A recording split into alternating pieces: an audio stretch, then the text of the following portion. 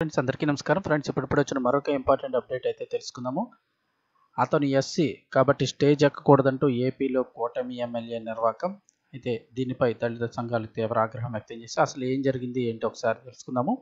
ఆంధ్రప్రదేశ్లోని కూటమి అధికారంలోకి వచ్చిన వెంటనే దళితుల పట్ల వివక్ష బయటపడిందని ఆరోపణలు వెల్లువెత్తుతున్నాయి. అయితే ఇక్కడ మరొక ట్విస్ట్ కూడా ఉంది, చూద్దాము.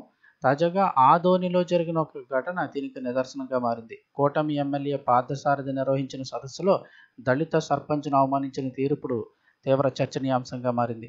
సదస్సు ప్రారంభంలో ఎమ్మెల్యే పార్థసారథి దళిత సర్పంచ్ను వేదికపైకి రావాలని స్వయంగా ఆహ్వానించారు.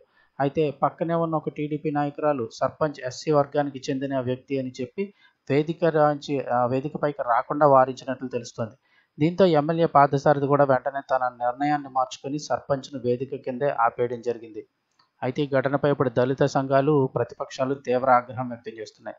దళితులను కేవలం ఓటు బ్యాంకుగా చూస్తున్నారని, వారికి సరైన గౌరవం ఇవ్వడం లేదని విమర్శిస్తున్నాయి.